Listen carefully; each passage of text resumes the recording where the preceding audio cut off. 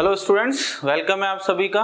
तो हम integration series जो हमने स्टार्ट की थी उसमें हम एक्सरसाइज 7.2 के सॉल्यूशंस देख रहे थे। तो आज कुछ और इंटरेस्टिंग क्वेश्चंस देखने वाले हैं हम एक्सरसाइजेस के।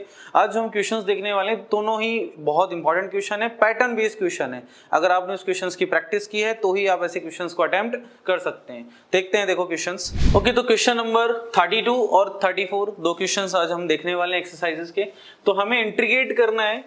सबसे पहले हम 32 का सॉल्यूशंस देखते हैं।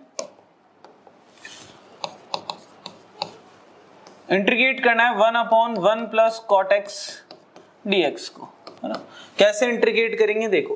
फर्स्ट ऑफ ऑल हमें क्या करना है, इस कॉट एक्स को हम कॉस अपॉन साइन की फॉर्म में लिख सकते हैं। तो ये हो जाएगा हमारा cos x upon sine x dx, ठीक है। जैसे हम इसका एलशियम लेंगे तो साइन एक्स आएगा। तो ये जो एलशियम के डिनोमिनेटर में जो साइन एक्स आएगा नीचे वो चला जाएगा ऊपर। तो यानी इक्वेशन ऐसे कन्वर्ट हो जाएगा sine x upon sine x plus cos x dx। अब आपको जनरली देखो, हमेशा याद रखें जब नीचे sin x plus cos x इस टर्म्स में कोई क्वेश्चंस होते हैं और हमें इंटीग्रेट करना होता है तो जनरली ऐसे क्वेश्चंस में क्या होता है, ऊपर sin x minus cos x या cos x minus sin x ऐसा कुछ फॉर्म होना चाहिए ताकि नीचे का डिफरेंशिएशन ऊपर हो सके और हम उसे सब्स्टिट्यूट कर सकें t की हेल्प से। तो उसके लिए हमें क्या करना है, इस क्वेश्चन में 2 से मल्टीप्लाई और 2 से हमने इसमें क्या कर दिया है, डिवाइड कर दिया है। नीचे सेम एज इट इज रखा। Okay, 1/2 same again. इस 2 sin x को हमने सेम रखा। नाउ हमने क्या किया, यहाँ पे cos x को ऐड भी कर दिया है और cos x को सब्ट्रैक्ट भी कर दिया है। डन। डिनोमिनेटर में हमारे पास वैल्यू आ जाएगी sin x plus cos x dx। Okay, अब आपको क्या करना है, क्या हम इसको इस तरीके से लिख सकते हैं, like sin x plus cos x plus sin x minus cos x। क्या हम इसको इस तरीके से इस फॉर्म रीराइट कर सकते हैं, लिख सकते हैं? तो आप देखेंगे बिल्कुल लिख सकते हैं।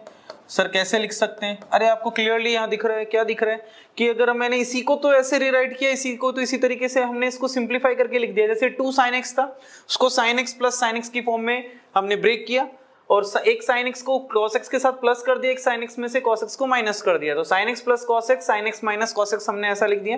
देखो इसको सिंप्लीफाई करोगे तो अगेन यही टर्म आ जाएगी। ऐसा करने से फायदा क्या हुआ, अब देखो इसको हम सेपरेट कर सकते हैं और इसको हम इजीली इंटीग्रेट कर पाएंगे। तो इसीलिए हमने इसको इस तरीके से ब्रेक किया। नाउ 1/2 तो कांस्टेंट था ही, देखो हमने सेपरेट कर लेते हैं। तो sin x plus cos x upon sin x plus cos x, ये हमने एज इट इज रखा dx। डन। फिर plus integration of sin x minus cos x upon sin x plus cos x dx। Okay, अच्छा यहां हम देख पा रहे हैं सेम है तो ये तो कैंसिल हो जाएगा।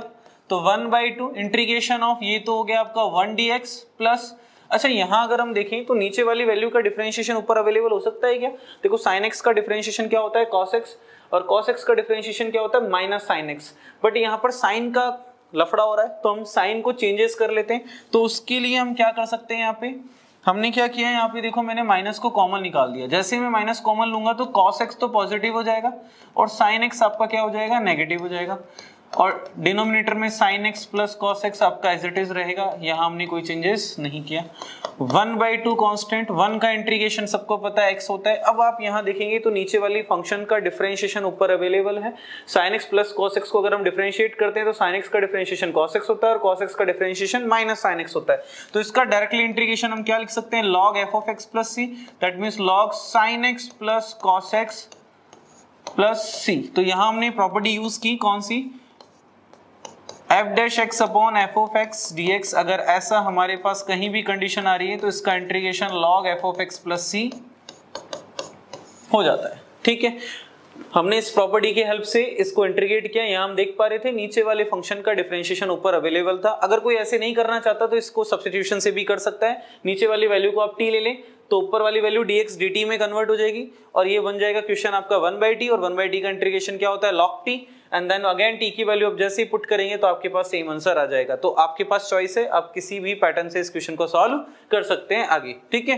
तो अगर हमारे पास 1 प्लस cot x ठीक है, 1/1 प्लस कॉट एक्स हो गया, 1/1 minus cot x, 1 minus cot x हो गया, या 1 प्लस tan x हो गया, 1 माइनस tan x हो गया, वो सभी क्वेश्चन इसी ही पैटर्न से होने वाले हैं, सेम यही पैटर्न रहेगा। तो ऐसे क्वेश्चंस को आप पैटर्न बेस्ड होते हैं, इनकी प्रैक्टिस जरूरी होती है। एक बार आप ऐसे क्वेश्चंस को अच्छे से प्रैक्टिस कर लेंगे तो इस टाइप का कोई भी क्वेश्चंस आप इजीली सॉल्व कर पाएंगे।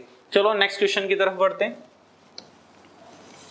ठीक है, ओके, अब हमें इंटीग्रेट करना है root square root of tan x upon sin x cos x dx। Okay, अच्छा देखो नीचे sin cos है, ऊपर tan है। जनरली क्या होता है सब्स्टिट्यूशन में tan का डिफरेंशिएशन sec स्क्वायर x होता है। अगर इक्वेशन sec की फॉर्म में होता है तो सिंपलीफाई करना थोड़ा इजी होता है ना। तो इसलिए हमने इस कंडीशन में क्या किया, इस क्वेश्चन में हमने cos स्क्वायर x से मल्टीप्लाई और डिवाइड दोनों कर दिया है। देखो डिनोमिनेटर में हमने cos स्क्वायर x से मल्टीप्लाई और डिवाइड दोनों कर दिया। अगर कैंसिल करूंगा तो अगेन क्वेश्चन बन जाएगा हमारे पास जैसा था वैसा ही। ठीक है, अच्छा अब इससे फायदा क्या हुआ सर, देखो फायदा हो रहा है cos x से cos x की एक पावर कैंसिल हो जाएगी, आपके पास रूट tan x ऊपर था वो तो चलता ही रहेगा, नीचे sin अपॉन cos, एक cos रह गया ना तो ये भी बन जाएगा आपका tan x, और cos स्क्वायर x तो एज इट इज था ही dx। ठीक है, अब आप देखिए इस रूट tan x से हम tan x को क्या कर सकते हैं, कैंसिल कर सकते हैं, एक one time root tan x हो जाएगा, और 1 अपॉन cos स्क्वायर x क्या होता है sec स्क्वायर x। तो ये क्वेश्चन आपका इस फॉर्म में कन्वर्ट हो जाएगा sec square x upon square root of tan x dx। ठीक है, अब देखो यहां पर भी आपके पास अब tan x को t ले लें, sec square x dx dt हो जाएगा, ये 1/√2 रूट t की फॉर्म में कन्वर्ट हो जाएगा। देन t की पावर -½ को आप इंटीग्रेट कर सकते हो x की पावर n के फॉर्मूले से। बट इसको भी हम एक और ट्रिक से कर सकते हैं, और वो ट्रिक क्या होती है कि अगर आपके पास देखो क्या प्रॉपर्टी यूज कर सकते हैं, इंटीग्रेशन ऑफ वही नीचे वाला कोई फंक्शन है जिसका डिफरेंशिएशन ऊपर अवेलेबल है लेकिन नीचे वाली वैल्यू किस में हो, रूट में हो। जैसा कि हम देख पा रहे हैं नीचे वाला फंक्शन आपका किस में है, रूट में है, तो इसका डायरेक्टली इंटीग्रेशन हम लिख सकते हैं 2√f(x + c), 2√f(x + c।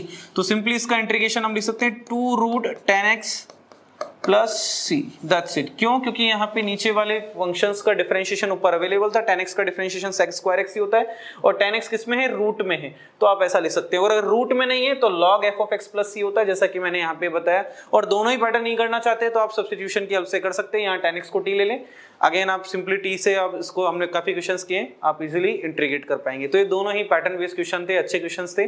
मिलते हैं नेक्स्ट वीडियो में, थैंक यू।